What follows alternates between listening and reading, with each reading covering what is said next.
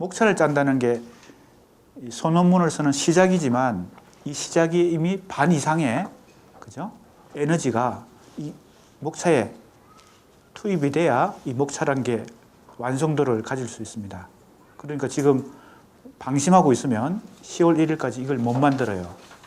건축을 하기 전에 설계를 완벽하게 해야 그 다음부터는 건축이 수월하게 진행되는데 이 설계도가 허술하게 잘 안 짜여져 있으면 목차와 개요가 허술하면 소논문 쓰는데도 어렵습니다.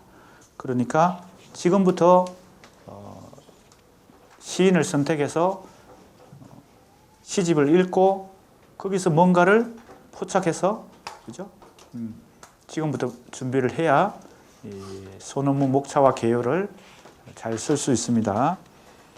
물론 10월 1일까지 제출한 것 가지고 피드백을 할 텐데 그 피드백을 통해서 수정도 하고 아니면 이 방향 이러한 착상은 좀 소논문으로 발전시키기 어렵겠다고 판단하면 완전히 새로운 또 설계를 그죠? 설계 변경을 할 수도 있습니다. 목차를 새로 짤 수도 있습니다. 그렇지만 일단은 이것 자체가 점수가 부여되기 때문에 목차에 5점 점수 부여되죠. 완성본 소논문 완성이 15점, 총 그래서 과제물이 20점입니다.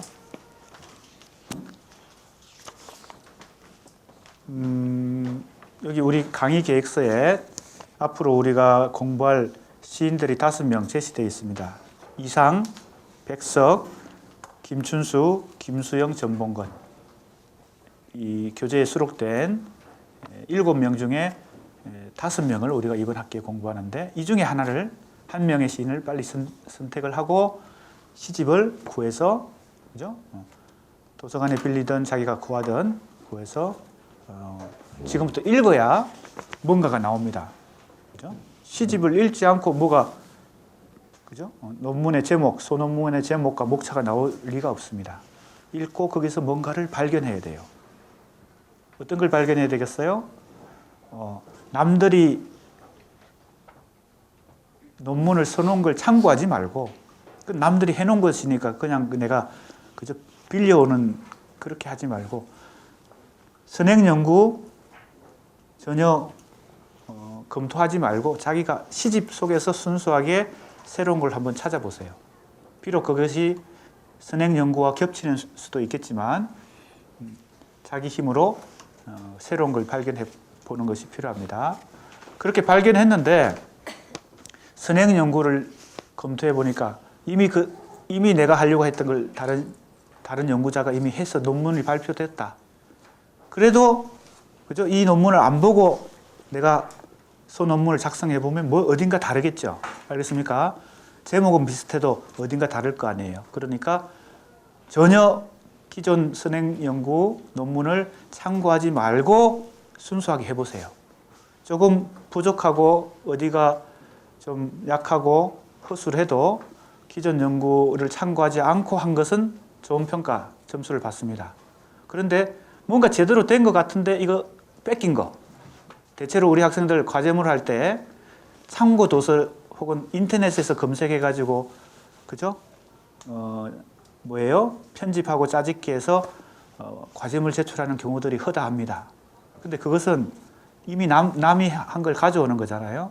그러니까 그것은 확인이 다 됩니다. 보면 이것은 어디서 누구 걸 가져왔구나 이게 다 됩니다. 왜냐하면 내가 선행 연구를 다 검토했기 때문에. 왜냐하면 내가 이 논문들을 쓰고 책으로 만드는 과정에서 이 시인들에 대한 선행 연구들을 다 읽어보고 검토했기 때문에 우리 학생들이 선행 연구를 참고해가지고 어떻게 그죠? 짜집기해서 과제물을 내면 내가 알아요. 이건 이미 선행 연구에 있는 것인데 가져왔구나 압니다. 그런 사람은 좋은 점수를 못 받습니다. 알겠습니까? 0점은 아니더라도 아주 좋은 점수를 못 받는다. 그러니까 지금부터 준비를 각자가 해야 됩니다.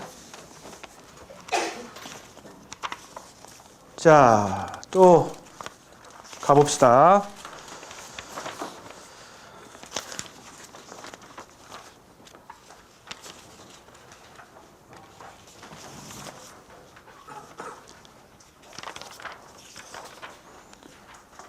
사실 지금 우리가 공부하고 있는 이 방법론, 연구 방법론으로서 이제 이론적 토대로 삼는 이 개념들은 앞으로 우리가 분석하려고 하는 이 모더니즘 시인들의 작품을 잘 분석하기 위한 일종의 방법이자 도구이기 때문에 이것 자체를 너무 우리가 많은 시간을 할애해서 공부하는 건 조금 그렇습니다.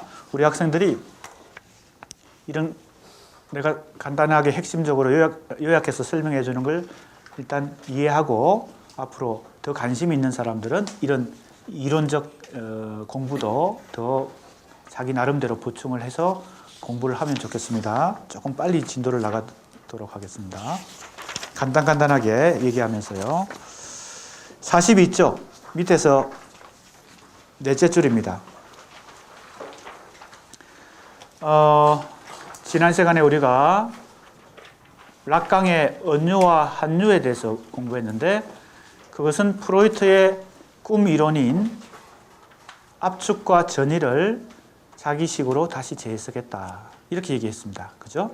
그리고 어떤 핵심적인 요약을 했습니까? 그 앞에 있는데 한번 정리해 보겠습니다.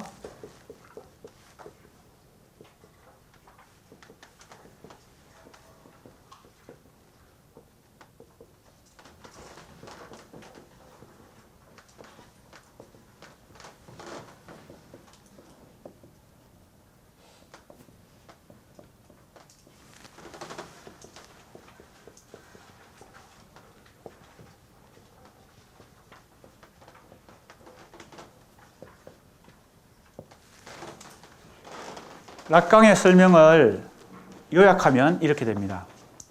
언유는 의미와 연세 속에서 기표가 대체됨으로 해서, 대체란 말 알죠? A가 B로 바뀐다는 겁니다. A가 B로. 쉬운 예를 들면 언유의 대표적인 예, 내 마음은 호수요 할 때 내 마음이라는 기표, 기표라고 하는 것은 기호죠, 기호. 그 기표가 호수라는 기표로, 그죠? 대체되는 순간 어떻게 돼요? 내 마음이 갖고 있는 그 특성이 호수가 갖고 있는 특성으로, 그죠? 의미를, 그죠? 만들어낸다. 이런 것입니다. 내 마음이 굉장히 평화롭고 잔잔하다. 그런 의미가 그 언유 속에 들어있죠. 내 마음은 호수요. 이러면, 그죠? 내 마음이 아주 평화롭고 잔잔하다. 그랬을 때 락강은 이렇게 설명하는 것입니다. 의미와 연세 속에서 기표가 대체됨으로 해서 생겨나는 의미의 효과다. 다른 말로 하면 의미가 발생한다는 겁니다. 자, 내 마음은 호소요 했을 때 어떤 의미가 그 속에, 그죠? 발생하죠. 그죠? 하나의 예를 드는 것입니다. 그런데 그렇게 의미의 효과가 발생하는 이 은유의 원리는 기본적으로 이 지난 시간에 다 공부한 것입니다. 이런 원리를 가지고 있다는 거죠. A 이퀄 B가 돼야 된다는 거죠. 그래야 은유가 발생하죠. 그죠? 그 사람의 눈동자를 샛별에 비유할 때도 샛별과 눈동자 사이에 등가성이 있다. 초롱초롱하다. 반짝반짝 맑고 초롱초롱하다. 이런 것이 그 사람의 눈동자와 샛별 사이에 등가성이 성립하기 때문에 은유가 형성될 수 있다. 그때 의미가 발생한다. 의미가 발생한다. 여러분 시를 읽다 보면 의미가, 그죠? 의미를 확인할 수 있는 구절도 있는데 어떤 부분은 굉장히 모호하고 불투명한 구절도 있습니다. 분명한 의미가 잘 느껴지지 않아요. 이럴 때 이것은 뭐예요? 은유가 아니라 환유에 의해서. 환유에 의해서. 자, 보세요. 락강의 설명은 환유는 의미와 연세 속에서 기표가 뭐예요? 대체가 아니고 생략돼 버리는 거예요. 생략됨으로 해서 뭐예요? 의미가 교란이란 말 알죠? 의미가 분산된다, 확산된다. 그러니까 의미가 모호해진다는 겁니다. 시를 읽다 보면 시의 의미는 100% 투명하지 않아요. 불투명한 부분이 있고 의미가 모호한 부분이 있습니다. 그죠? 그 부분은 환유가 사용되기 때문에 그렇다. 환유의 원리는 뭡니까?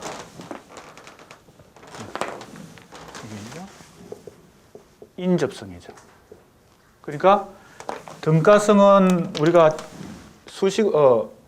공식으로 표현하면 이것이고, 인접성은 관련성을 가지고 이렇게, 그죠? 즉 연상 효과, 그죠? 그래서 A에서 B로, B에서 C로 갈 때 이 의미가 집중되지 않고, 언유는 집중되는데 환유는 분산돼 버리죠. 그러니까 하나의 의미로 딱 고정되지 않고 의미가 모호해지는 것입니다. 그런데 C에서 언유만 가지고 시를 쓰면 의미가 발생하고 계속 집중되기 때문에 의미를 알기는 쉽지만 그런 시는 별 매력이 없죠. 좋은 시도 아니죠. 뭔가 어딘가 신비롭고 암시와 상징의 효과에 의해서 하나의 의미로 포착하기 어려운 어떤 풍부한 어떤 모호성이 있을 때 오히려 시는 가치가 더 높아진다. 그럴 때 이제 이 환유가 사용되고 있다는 것이죠. 이제 종합적으로 얘기하면 프로이트가 꿈이라고 하는 증상을 통해서 무의식이 꿈으로 만들어지는 과정에 작용하는 두 가지 원리를 뭐로 압축과 전이라는 이 두 가지 법칙을 찾아냈는데 그것을 락강은 언유와 한유라는 개념으로 재해석하면서 이런 식으로 설명하는 것입니다. 이런 식으로 설명하는 것입니다. 이것이 이제 우리가 시를 분석할 때도 상당히 많이 유효한 방법으로 사용할 수 있는 그런 개념이다. 자, 이를 통해서 42쪽 한번 보겠습니다. 락강은 언어를 통해 무의식적 주체의 발생을 이랬어요. 이때 주체란 말이 나옵니다. 주체는 의미의 발생과 동시에 주체가 생겨납니다. 이 말은 상당히 의미심장한데 무슨 말인가 하면 주체가 언어를 만들어내는 게 아니고 혹은 주체가 무의식을 만들어내는 게 아니고 언어나 무의식이 그 결과로 주체가 만들어진다는 겁니다. 주체는 언유가 의미를 발생하는 것과 비슷하게 주체를 발생시킵니다. 무슨 말인지 알겠습니까? 그러니까 이 문장 속에 굉장히 의미심장하게 들어있습니다. 이게 락강의 관점입니다. 언유를 통해 무의식적 주체가 발생하는 겁니다. 주체가 언유를 만들어내는 게 아니고 언유를 통해서 주체가 만들어집니다. 비로소 뒤늦게.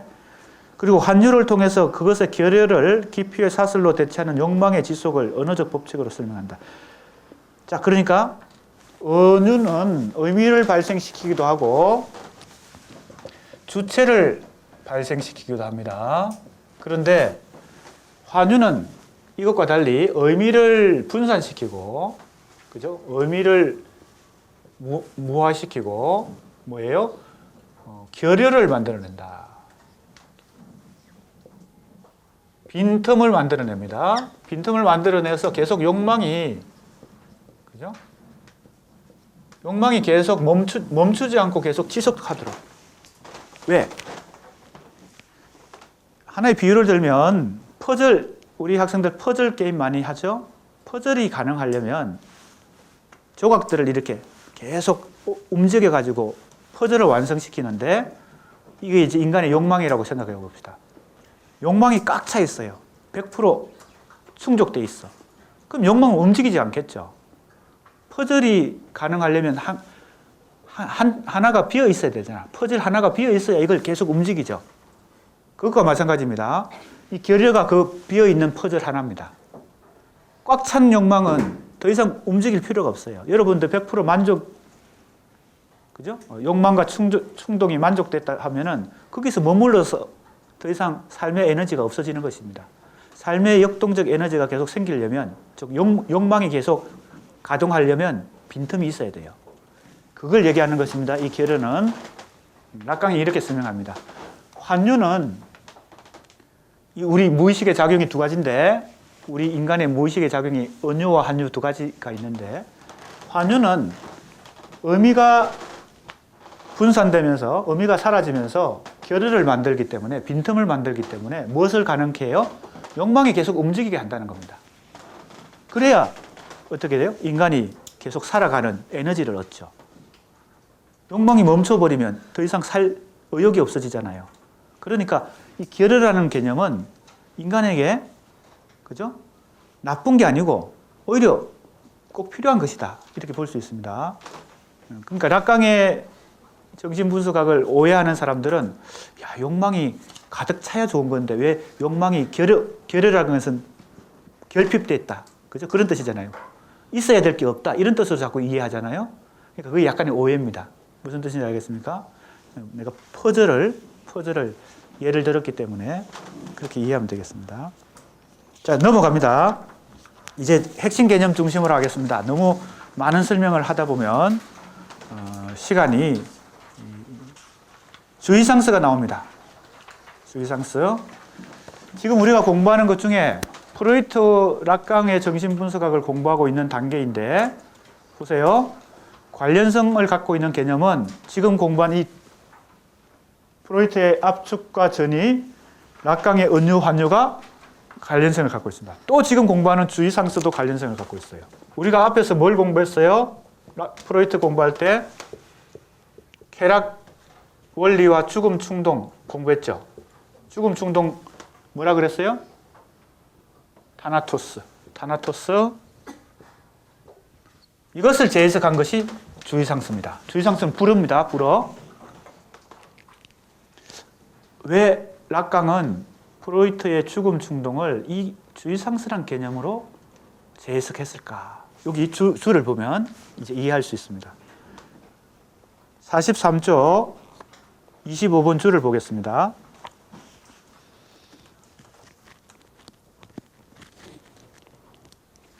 이 마이크가 조금 불안하죠. 왔다 갔다 하죠. 어딘가가 불안한데 껐다가 다시 켜볼까요?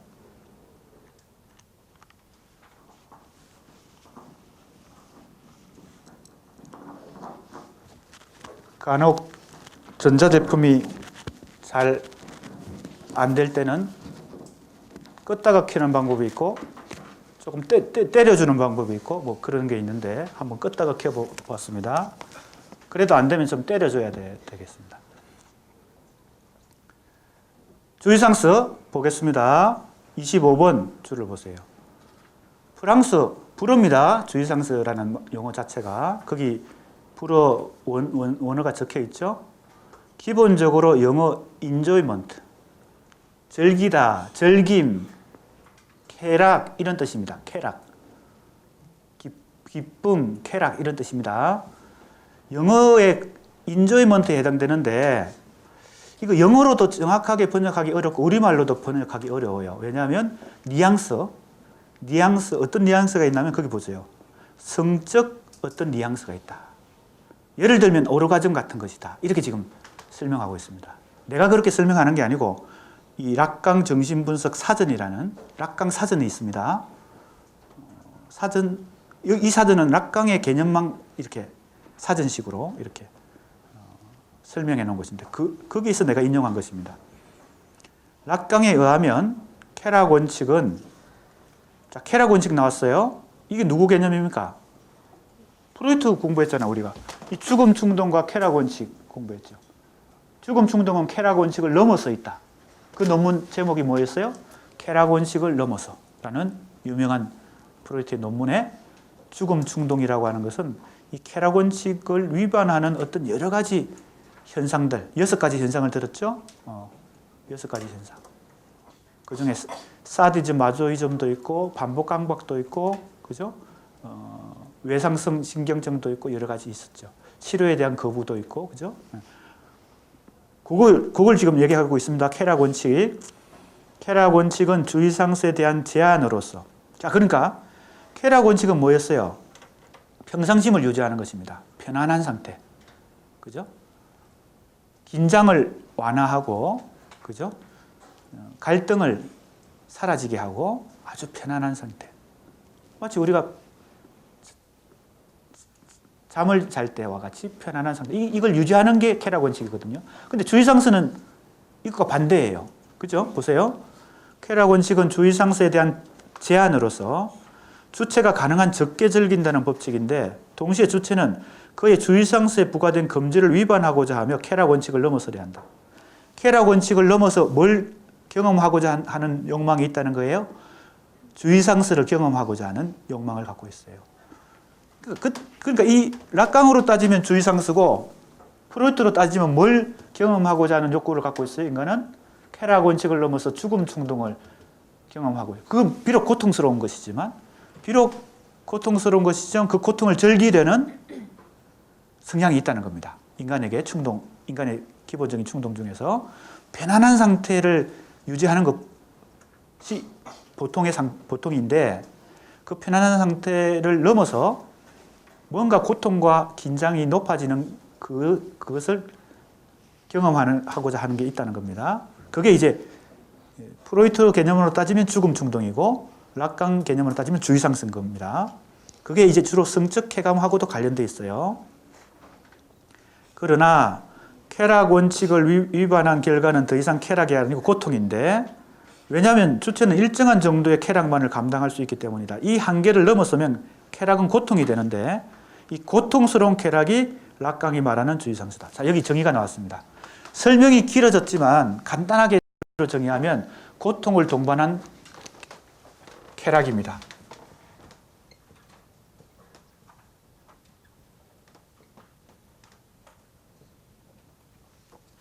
그래서 엔조이먼트는 영어식 엔조이먼트나 우리말 향유, 향락 이런 번역을 하기도 하는데, 이 주의상수를 이렇게 번역하거나 영어로 엔조이먼트라 번역하면 뭐가 설명이 안 돼요?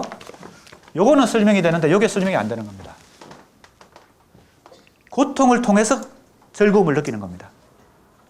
알겠습니까? 그러니까 이 주의상수라는 이 불어가 갖고 있는 이 뉘앙스를 우리가 잘 이해해야 이 주의상수가 어떤 개념인지 알 수 있습니다. 그러면 결과적으로 이 주의상수 개념은 바로 이미 프로이트가 설명했던 그 죽음 충동의 개념에 유사한 것이죠. 이것을 락강이 자기식으로 다시 개념화했다, 즉 재해석했다, 이렇게 보면 되겠습니다. 인간에게는 순수한 즐거움과 쾌락을 즐기려는 성향도 있지만, 고통을 통해서 고통을 동반하는 어떤 즐거움을 경험하려는 충동도 근본적으로 갖고 있다. 이게 이제 프로이트가 발견한 죽음 충동이고 락강이 재해석한 주의상수입니다. 알겠습니까? 자, 그러면 위로 올라가서 그 다음 보세요. 이것은 첫째 줄입니다. 기표와의 결합 속에서 지워지지 않고 소멸되면서도 소멸되지 않고 실제의 모습으로. 이제 그 다음 개념입니다. 지금 우리가 락강 개념으로 공부해야 될 게 앞에서 제시했습니다. 언유, 환유, 주의상수, 실제, 대상 A, 환상, 이렇게 6가지거든요. 하나씩 나오고 있습니다. 주의상수가 3번째고, 그 다음에 실제가 4번째 개념인데, 이 실제도 중요합니다. 역시 주가 달려 있습니다. 26번 줄을 보세요. 프로이트에 비하면 락강은 조금 어렵고 난해한데, 그래서 락강이 쓴 책 한 권밖에 없습니다. 에끌이라는 책 한 권만 있어요. 그 한 권이 번역이 어렵습니다. 그래서 우리나라에는 아직도 번역이 안 되고 있습니다. 책이 안 나왔어. 번역책이 안 나왔어. 한 10년 전쯤에 누가 번역한다는 소문을 들었는데, 포기했는지 아니면 지금도 번역을 10년 동안 하고 있는지 모르겠지만 아직 번역책은 안 나왔습니다. 미국 같은 나라에서도, 미국은 국제적 학문의 메카거든요. 모든 학문이 미국에서 꽃을 피우는데, 미국 같은 나라에서도 2006년에서야 이 에크리가 완역이 됐습니다. 전체 번역을 완성한 것은 얼마 안 됐습니다. 2006년에 갔어야 에크리라는 책이 번역됐어요. 그러니까 락강이 워낙 좀 난해한 편인데, 가능하면 좀 쉽게 설명하도록 하겠습니다. 실제라는 것이 있습니다. 실제. 이건 이제 정신분석의 중요한 개념입니다. 누구의? 락강의. 자, 요 밑에 설명 26번 보겠습니다. 실제는 상상계도 상징계도 아닌 그 무엇이다. 이렇게 했죠. 요 세 가지 개념을 잘 이해해야 됩니다. 세 가지는 뭔가 하면 상상계, 상징계, 그 다음에 실제입니다. 요 설명이 좀 필요합니다.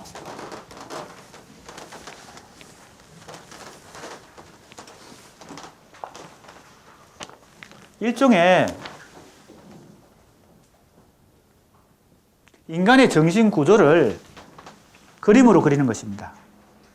우리 이런 거 많이 하죠. 두뇌 구조 해가지고 두뇌 중에 한 80%는 뭡니까? 노는 거, 20%는 뭐예요? 먹는 거, 10%는 뭐예요? 자는 거, 뭐 이런 거 이제 하죠. 많이 이렇게 그리잖아요. 그것처럼 그린 것입니다. 누가? 락강이. 인간의 정신이 어떤 구조로 되어 있는가?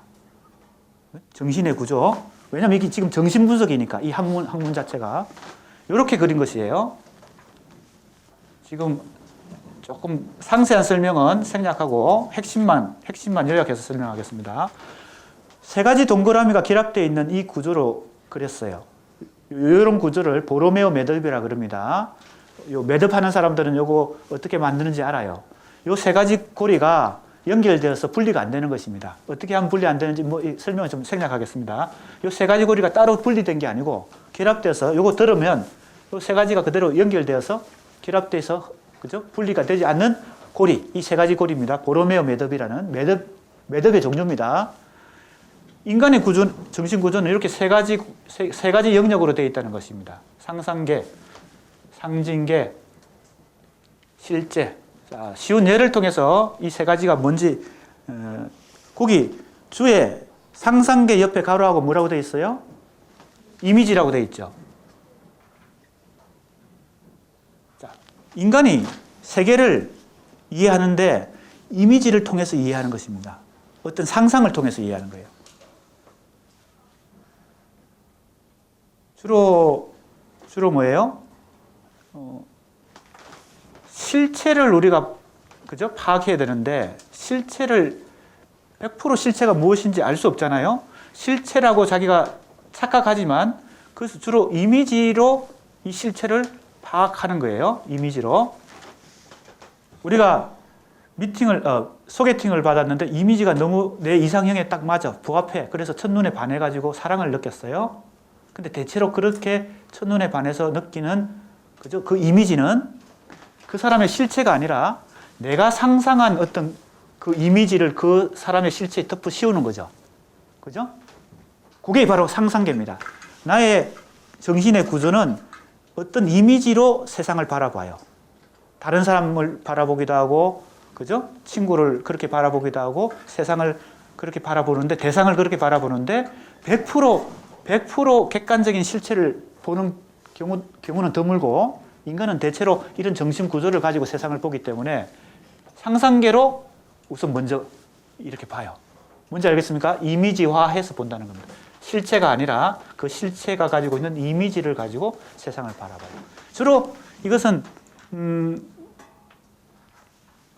연령으로 보면 주로 뭐예요? 아직 성숙하지 않은 단계, 특히 어린아이는 세상을 상상계로 바라봅니다.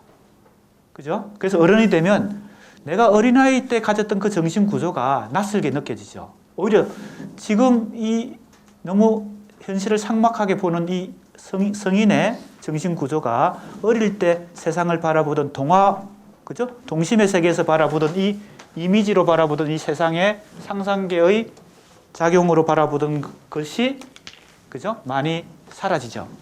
알겠습니까? 그렇게 이해하면 되겠습니다. 어린아이들이 주로 여기서 시작합니다. 정신 구조에서. 그 다음, 그래서 이미지의 세계다. 이렇게 이해하면 되겠습니다. 이미지로 세상을 바라본다. 그럼 상징계는 뭐로 바라보는 걸까요? 거기 가로 안에 뭐라고 되어 있습니까? 기호나 언어 이러겠죠. 대표적인 이 상상계의 역할은 언어가 하고 있습니다. 어린아이가 이제 이 이미지로 세상을 바라보다가 그것도 정신 구조예요. 그렇다고 해서 어른이 됐다, 성인이 됐다 그래서 이 상상계가 사라진 건 아니겠죠. 조금 약해졌지만 그래도 아직도 이 이미지로 세상을 보는 것은 그대로 유지가 되는 것입니다. 정신 구조 속에. 알겠습니까? 그 다음에 언어로 세상을 바라보는 거. 언어는 좀 더 객관적인, 그죠? 사회 질서입니다. 사회적 질서죠. 아버지의 질서라고도 할 수 있습니다. 요거는 비유하자면 이것은 어머니의 질서고, 어머니의 체계고, 요거는 아버지의 체계예요. 상상계로 세상을 보는 것은 어머니와의 관계와 밀착되어 있고, 상징계로 세상을 보는 것은 아버지의 관계와 밀착되어 있어서 아버지라고 하는 것은 사회 질서, 사회 체계, 시스템, 이거와 관련돼요. 우리 학생들도 언어를 습득하고 사회생활을 하고 다른 사회 질서 속에 편입되어서 이 시스템 속에서 자기 역할을 하고 직업을 갖고 이렇게 하는 것은 다 뭐에 의한 어떤 정신구조가 주로 좌우하는 거예요? 이 상징이가 좌우하는 겁니다. 지금 이 강의실에서 내 수업을 듣고 있는 지금 이 상태도 주로 뭐가 작동하고 있는 거예요? 여러분 정신구조 속에 상상계보다는 상징이가 계속 작동해요. 중간고사도 봐야 되겠고, 그죠? 1차 과제물도 10월 1일까지 마감이라는데, 그건 이제부터 준비해야 되겠네. 다 상징계인 것이죠. 언어를 습득하는 이후부터는 이 상징계가 형성이 되는 것입니다. 조금 이해가 됩니까? 이 세 가지 동그라미가 우리 정신구조 속에 어떤 영역을 차지하고 있고, 그걸 이제 도식적으로 그림으로 그린 것입니다. 그 다음에 실제가 이제 마지막, 요게 이제 문제입니다. 실제가 뭐냐? 자, 그거 이제 각조를 좀 읽어봅시다. 실제는 상상계도 상징계도 아닌 그 무엇이다. 즉, 실제는 A도 아니고 B도 아닌 것이다. 이렇게 설명하고 있습니다. 좀 이상한 설명이죠? 왜요? 상상계를 A라 놓고 상징계를 B라 놓고 실제를 C라 놓는다면 A는 뭐고 B는 뭐고 C는 뭐다 이렇게 설명하는 게 정상인데, C는 A도 아니고 B도 아닌 그 무엇이다 이렇게 설명하고 있잖아요. 지금 왜 그렇게 설명하냐면 실제는 정의하기 어려운 것입니다. 자, 쉽게 얘기하면 이런 것이죠. 이미지로도 포착되지 않고 언어로도 포착되지 않는 어떤 영역이 우리 인간의 정신 구조 속에 있다는 겁니다. 이 부분은 그래서 물음표. 있는지 없는지 모르지만 우리가 A도 아니고 B도 아닌 무엇인가가 우리 정신 구조에 자리 잡고 있다라고 봐야 된다. 이게 락강의 설명입니다. 그럼 이 실제는 도대체 뭐냐? 자, 좀 더 설명을 나오죠? 실제는 상징화 이전에 존재하는 불가분의 적나라한 물질성인 동시에 이랬어요. 언어가 인간의 정신구조에 들어오기 전에, 즉 상징계가 형성되기 전에 이미 있었던 것입니다. 뭔지 알겠습니까? 그런 뜻입니다. 지금 설명이. 이 실제는 언어 이전에 이미 있었던 것이에요. 물론 이미지 이전에도 있었겠죠. 여러분들 정신 속에 언어가 들어오기 전에 이미 있었던 것이에요. 근데 언어가 들어오면서 이 실제는 어떤 처지에 놓였겠어요? 억압을 받는 것입니다. 왜? 이 언어의 질서가 들어오면서, 그죠? 그것이 나의 정신구조 속에서 주인의 역할을 하니까 이것이 밀려나가지고 위축되어 있는 것이죠. 소위 말하는 우리가 얘기하는 무의식도, 무의식의 정체는 이 실제와 밀접한 관련이 있는 것입니다. 이미지의 세계, 언어의 세계가 들어오기 전부터 있었던 것인데 그것이 생기면서 이게 위축되어 있어요. 근데 이게 어떻게 돼요? 어떤 계기에 의해서 이게 활성화되겠죠. 그죠? 그래서 우리가 잠을 잘 때 상징계와 상상계가 약해졌을 때 이게 활성화되어서 무의식이 활성화돼서 꿈으로 나타난다든지 꿈 외에도 많은 증상들이 있습니다. 그죠? 좀 약한 증상부터 좀 심한 증상까지 다양한 증상들이 있죠. 우리가 대표적으로 정신분석학에서 이 증상을 세 수로 나눕니다. 첫 번째는 신경증, 두 번째는 도착증, 세 번째는 분열증이에요. 갈수록 더 어떻게 돼요? 강도가 강해집니다. 신경증은 대체로 모든 평범한 사람도 다 가지고 있는 거예요. 신경증은 또 둘로 나눕니다. 히스테리와 강박증. 보통 히스테리는 여성들이 많이 해당되고 강박증은 남성들에게 해당되는데 조금의 정도의 차이는 있지만 보통 평범한 사람도 다 이 신경증은 다 가지고 있는 것입니다. 그런데 이제 도착증 더 강도가 강해지면 이 정상의 강도가 강해지면 도착증, 그 다음에 분열증. 분열증은 우리가 소위 말하는 흔히 우리가 들어보는 자폐증, 정신분열증 이런 것이고, 이 도착증은 소위 말하는 사디즘, 마조이즘 이런 것들도 여기에 속합니다. 성전환증 뭐 이런 것도 속하고요. 어복도착증. 남자가 여자 옷을 입는 것을 욕망한다든지 반대든지 이런 것이 여기에 해당됩니다. 이런 경우는 이제 정상이 좀 두드러지게, 그죠? 나타난 것이고, 꿈도 정상이니까 꿈, 농담, 그죠? 말실수 이런 게 다 프로이트가 말하는 정상입니다. 그런데 이런 정상은 바로 뭐예요? 이 실제가 드러나는 하나의 현상이죠. 알겠습니까? 보통 때 우리는 이 상상계나 상징계가 우리 정신 구조를 지배하는데, 특별한 경우에 이 실제가 이런 식으로 나타나는 것입니다. 현상으로 나타나는.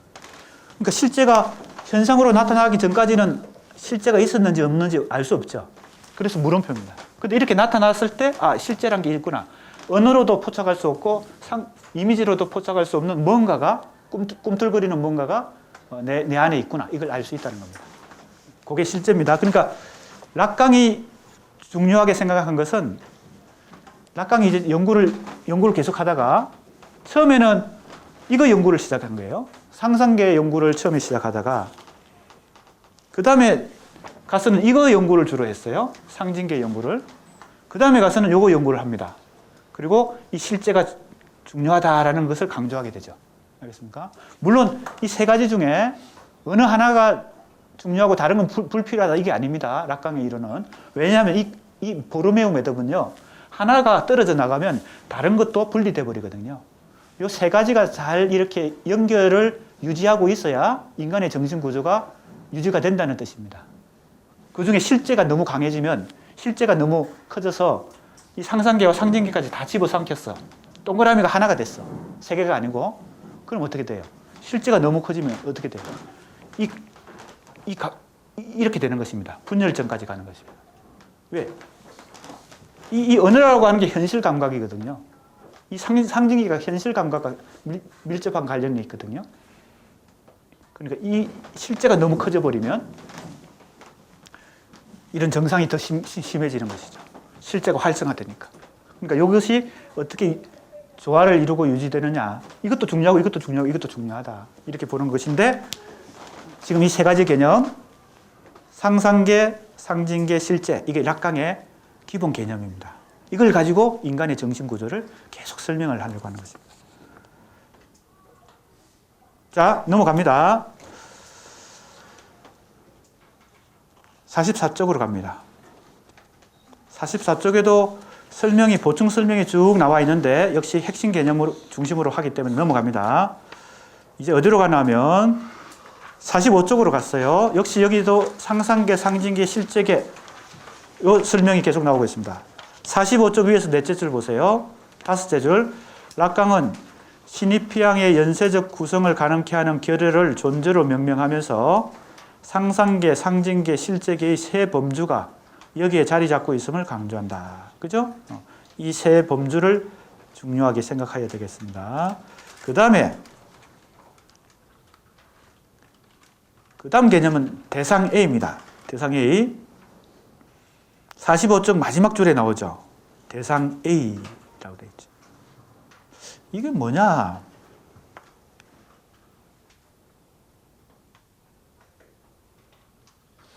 설명이 역시 필요한데 간단하게 좀 설명해요.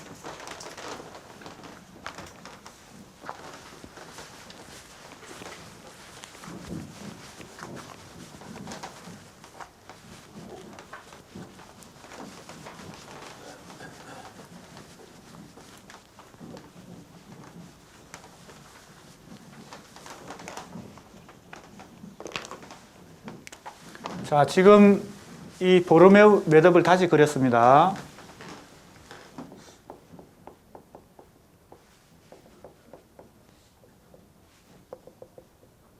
이렇게 그랬어요. 자, 인간이 욕망을 가진다. 좀 더 정확하게 환상을 가진다. 이런 것은 뭐냐? 이렇게 지금 락강은 자기 이론을 마치 수학 공식처럼 설명하기를 좋아했습니다.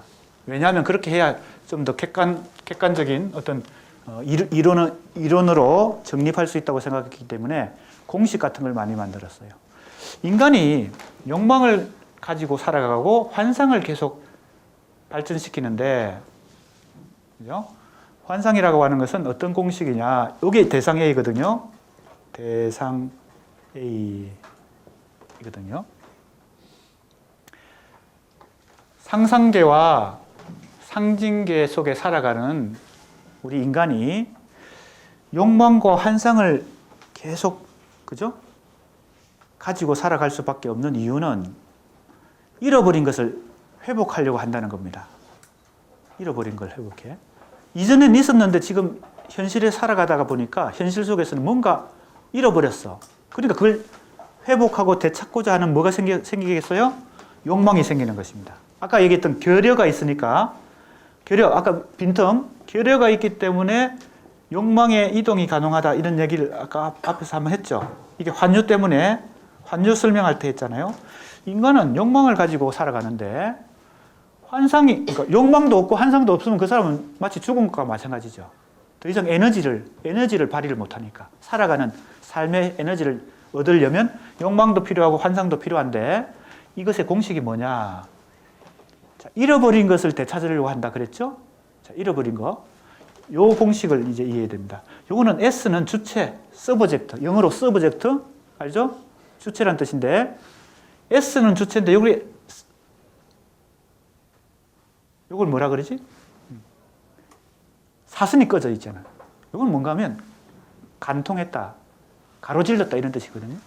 주체긴 주체인데 어떤 주체인가 하면 요 표시는요, 뭔가를 소외당했다, 뭔가 박탈당했다, 그죠? 이런 뜻입니다.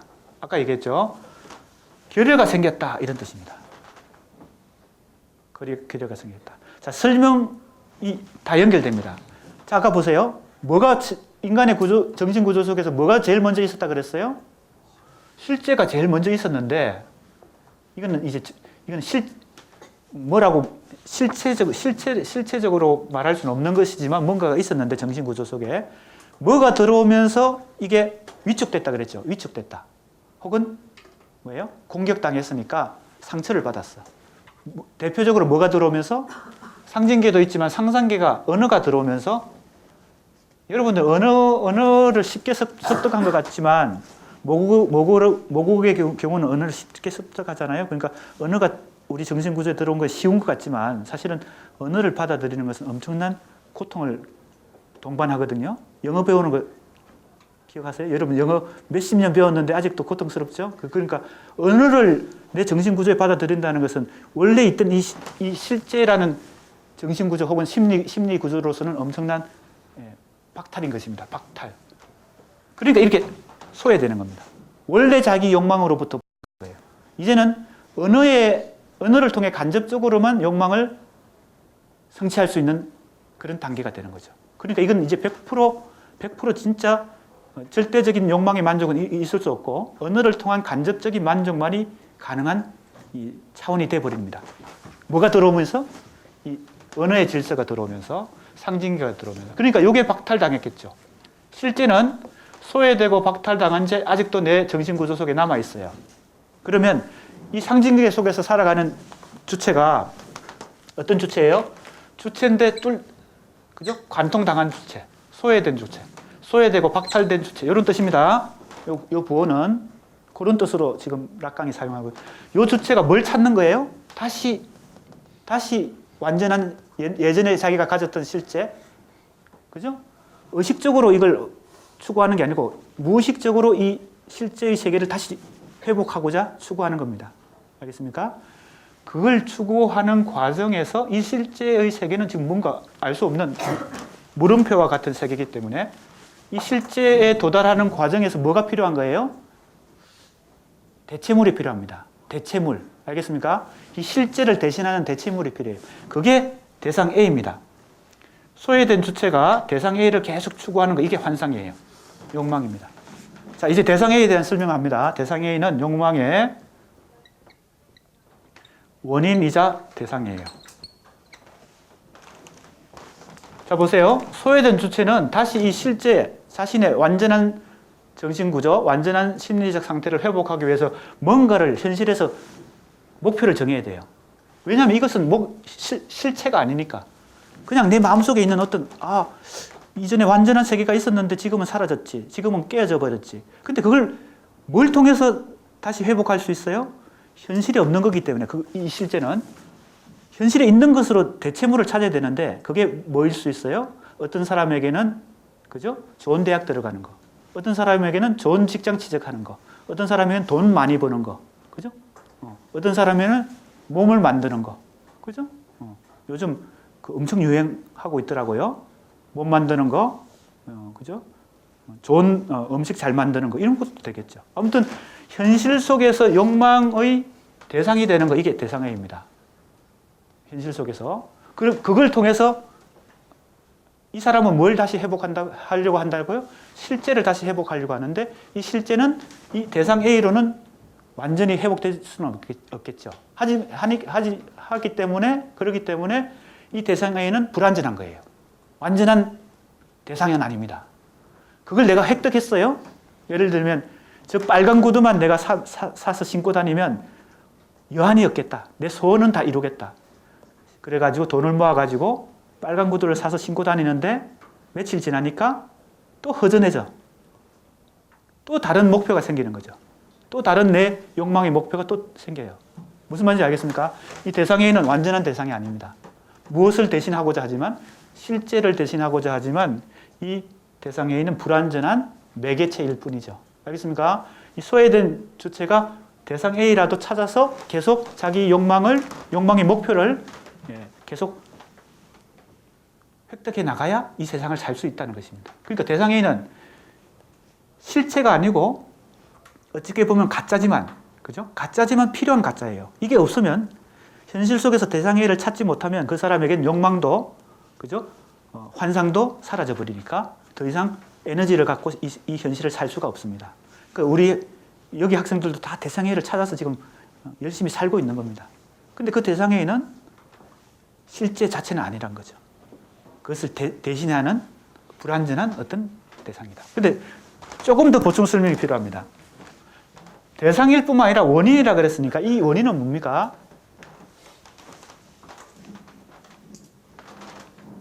원인은 내 마음에, 내 정신 구조 속에 있는 것입니다. 내 심리 속에 저 빨간 구두를 대상 A라고 착각하게 만드는 어떤 심리적 동인, 이것 자체가 대상 A인 것이죠. 그러니까 대상 A는 빨간 구두, 돈, 학벌, 그죠? 직장, 그런 현실에 존재하는 그런 대상만이 대상 A가 아니고 내 안에서 그런 현실적 대상을 욕망의 대상으로 만들게 하는 원인으로서, 그죠? 욕망 그 자체가 대상 A인 것입니다. 그러니까 대상 A란 용어가 굉장히 뭐예요? 복합적인 용어입니다. 사실은 어디에 더 가깝나 하면 이쪽에 더 가깝습니다. 그래서 착각하면 안 됩니다. 이 대상 A란 말이 현실적 대상이다 이렇게 착각하면 안 됩니다. 둘 다인데 어느 게 더 가까워요? 이게 더 가까운 겁니다. 내 마음속에 만약에 보세요. 집에 빨간 구두가 너무 많아. 그럼 더 이상 이제 빨간 구두에 대해서 욕망이 안 생기겠죠. 그걸 현실적 욕망의 대상으로 채택하지 않겠죠. 그죠? 근데 내 마음속에 우리 집에 내가 신고 다니는 구두 중에 빨간 구두는 하나도 없어. 그러니까 저 빨간 구두가 진짜 갖고 싶어. 이럴 때는 빨간 구두라는 대상은 똑같은데 동일한데 내 마음속에 그 욕망을 일으키는 원인이 있고 없고에 따라서 그게 대상 A가 될 수도 있고 안 될 수도 있죠. 내 설명이 이해가 됩니까? 그러니까 대상 A라는 이것은 사실은 내 마음속에 있는 내 심리, 내 정신 구조 속에 있는 그것이 더 대상 A에 가깝다. 그러니까 착각하면 안 됩니다. 현실에 있는 그것이 대상 A가 아닙니다. 내 마음속에. 그러니까 대상 A라고 하는 내 마음의 욕망의 동인 뭔지 알죠? 원인이 사라져 버리면 뭐에 걸릴까요?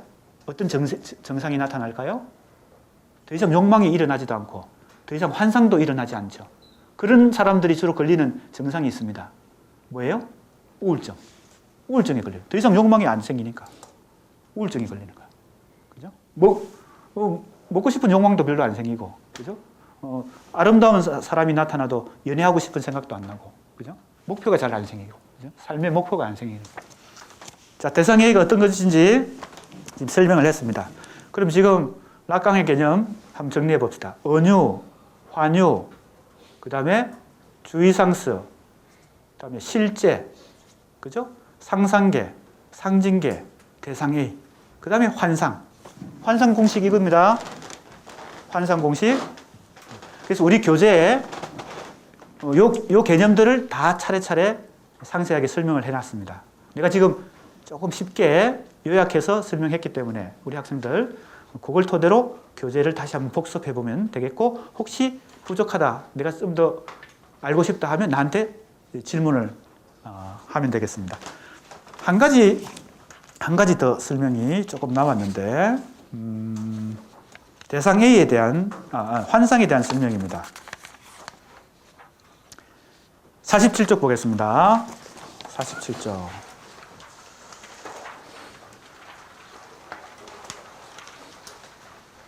47쪽 위에서 둘째 단락 락강에 의하면 환상은, 그죠? 공식이 나오죠? 소외된 주체. 그거 그렇게 읽으면 됩니다. S에 사선이 꺼져 있는 거. 소외된 주체.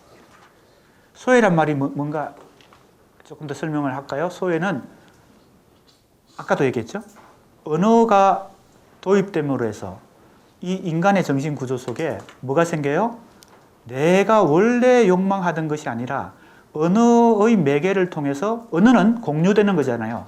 누구나 사회에서 공유하는 것이 언어잖아요. 그 언어를 받아들임으로써 언어를 통해서 사회가 공유하는 욕망이 내 안에 들어오는 것입니다.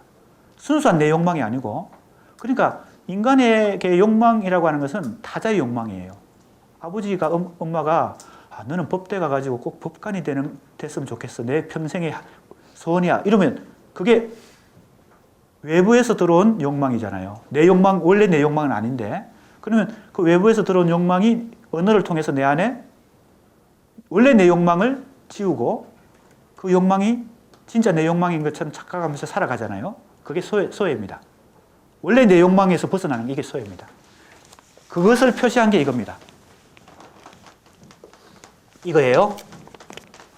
자, 어떤 사람이 갖고 있는 이 실제라고 하는 정신 구조가 있는데, 상징계가 들어오면서, 그죠? 도입되면서 그 주체에게는 순수한 자기 욕망이 아니라 타자의 욕망이 이렇게 자기 욕망을 가로질러서 그 사람에게 어떻게 돼요? 주입이 되는 것입니다. 그게 소외란 뜻입니다. 보통 우리가 사회학적으로 소외, 이것은 다른 왕따 당했다 이런 게 소외잖아요. 그 소외하고 구별해야 됩니다. 락강이 말하는 소외는, 그죠? 그 사회학적인 소외가 아닙니다. 자기 욕망으로부터 벗어났다, 이것입니다. 알겠습니까? 그럼 여기서 또 한 가지 개념이 나옵니다. 우리는 다 소외된 채 살아요. 왜? 욕망을 가지고 살 때 우리는 다 언어를 받아들였고, 이 언어의 질서는 사회적 질서이기 때문에, 언어의 질서, 사회적 질서이기 때문에 사회가 요구하는 어떤 욕망을 내가 이제, 그죠? 짊어지고 사는 것이죠. 그죠? 이해가 됩니까? 여러분들이 살아가는 이 욕망은 사회가 부여한 질서를, 혹은 가족이 부여한 질서를 내가 짊어지고 사는 거예요. 그 억압과 갈등이 강하기 때문에 그 정신적 갈등과 심리적, 그죠? 갈등 때문에 이 뭐예요? 어려워진 사람들이 찾아가는 것이 바로 프로이트 박사도 찾아가고 락강 박사도 찾아가서 내가 좀 이상합니다. 그죠? 내 정신생활이 좀 어렵습니다. 좀 치료를 원합니다. 이렇게 되는 거 아니겠어요? 그럼 그 사람들에게 이 프로이트 박사나 락강 박사가 어떻게 해서 이걸 치료해 주려고 할까요? 이 소외를 벗어나야 되겠죠. 자기 욕망을 회복해야 되는 거죠. 무슨 말인지 알겠습니까? 요 소외된 주체에서 이 주체에서 다시 이 주체를 찾으면 되는 거잖아요. 소외를 벗어나면 되잖아요. 이 소외는 타자의 욕망이니까, 타자의 욕망이 나한테 부여된 거니까. 근데 그게 쉽지 않죠. 이미 자기한테 들어와서 자리 잡았기 때문에. 그런 상태까지 스스로 그 소외된 주체가 소외로부터 스스로 벗어나게끔 만들어주는 과정이 정신분석 과정입니다. 정신분석을 통해서 스스로 자기 치료하게 만드는 거예요. 자기 능동적으로 자기 욕망을 되찾게 만드는 거. 자기 욕망을 능동적으로 발휘하게 만드는 거. 이것이 소외된 주체를 치료하게 만드는 과정입니다. 요 단어, 그게 나오죠? 위에 47쪽 위에 소외 밑에 분리라는 게 나오죠? 그게 그 개념입니다. 분리가 정신분석이 목표로 하는 것입니다. 그런데 이 분리를 의사가 치료를 통해서 하는 게 아니고 그 소외된 주체가 스스로 소외 상태를 박차고 나와서 벗어나서 분리 상태까지 가도록 자기 힘으로 그렇게 하도록 도와주는 역할을 하는 게 의사의 역할입니다. 이게 정신분석의 기본 원리입니다.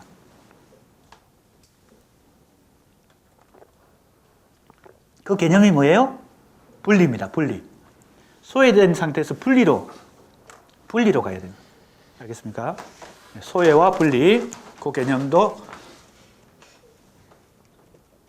덧붙여서 기억하면 좋겠습니다. 이제 밑에 내가 설명하려고 했던 건 이건데, 환상 공식 속에 이 부호가 뭐냐? 요거는 소외된 주체고 요거는 대상 A잖아요.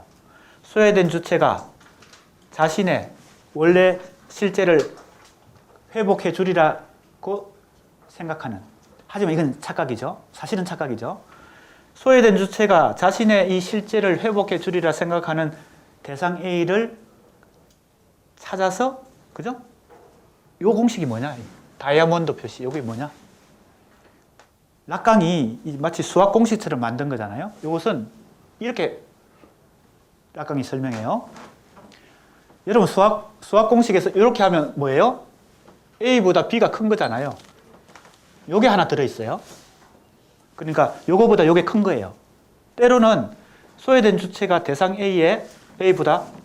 대상 A가 소외된 주체보다 커. 요거. 그죠?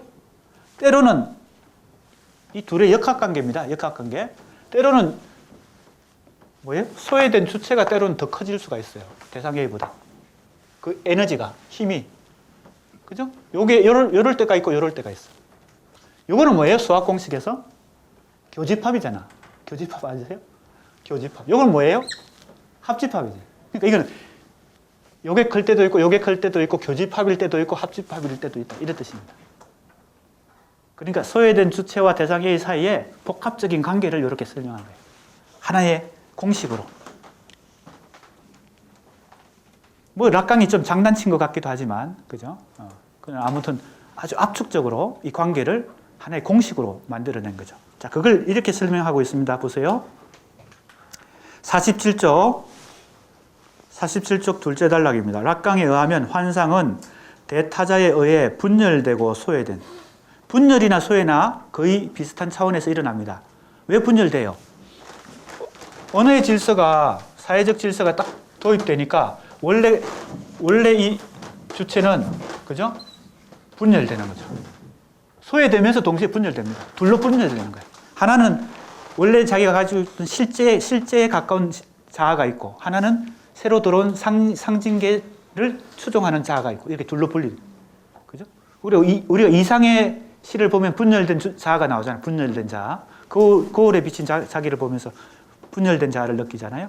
락강의 이론과 상당히 관련시켜 보면 조금 더 쉽게 이해할 수 있습니다. 보세요. 그 다음에 분열되고 소외된 주체가 그 과정에서 생겨난 결핍을 보상해 줄 것으로 기대하는, 사실은 완벽하게 보상해 주지는 못하죠.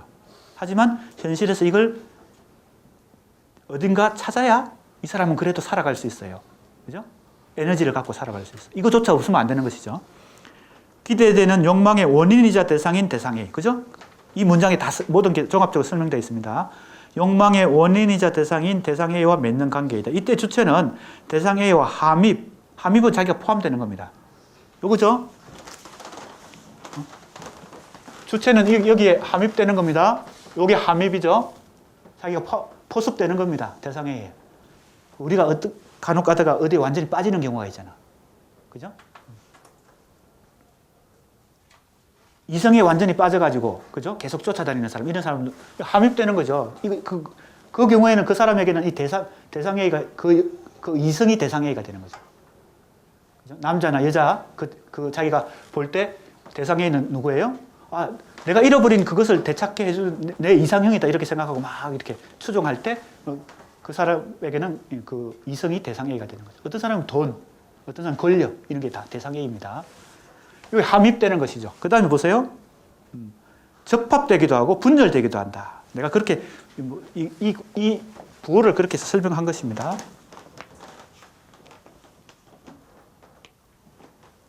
그 다음에 불가능한 관계까지 나왔죠. 그러니까 락강이 이 기호를 통해서 최종적으로 말하고자 하는 것은 때로는 이게 크고 때로는 이게 크고 때로는 교집합이고 때로는 합집합인데 이렇게 여러 가지가 결합되어 있는 이 부호는 소외된 주체가 대상 A와 갖는 관계가 불가능한 관계라는 것을 최종적으로 말하고 싶었던 것입니다. 락강은. 불가능한 관계란 뭐예요? 결국은 이루어지지 않는 관계란 겁니다. 이것은 대상 A라고 하는 것은 현실적 실체로서 나에게 정말 100% 만족을 주는 그런 대상은 아니란 겁니다. 이게 이제 정신분석학에서 얘기하는 거예요. 그럼 이 정신분석학을 통해서 우리는 뭘 깨달을 수 있어요? 아, 내가 현실 속에서 대상 A를 자꾸 찾고자 노력하고 찾아서 자꾸 그것을 통해서 내가 만족을 얻고자 하는데 사실은 그것은 진짜 나한테 100% 만족을 주는 것은 아니라는 것을 스스로 깨닫게 되면 어떻게 돼요? 아까 그런 어려운 정상을 겪던 사람들이 해소가 되는 것입니다. 그게 바로 분리입니다. 그것도 분리의 일종이에요. 왜냐하면 거기에 집착하는 사람들은 그게 가짜라는 것을 인정하기 싫어하거든요. 그것만 가지면 내가 모든 게 해결된다고 생각하거든요. 그죠? 그 여자만 내가 사귀면 모든 게 해결된다. 내가 어느 대학만 들어가면 모든 게 해결된다. 사실은 그게 아닌데. 알겠습니까? 그러니까 이 대상 A라고 하는 것이 굉장히 락강 이론에서는 중요하고 복합적인 개념입니다. 복잡한 개념이에요. 그걸 설명하기 위해서 이 부호를 쓴 것입니다. 얼마나 이것이 불가능한 관계인가를 설명하기 위해서.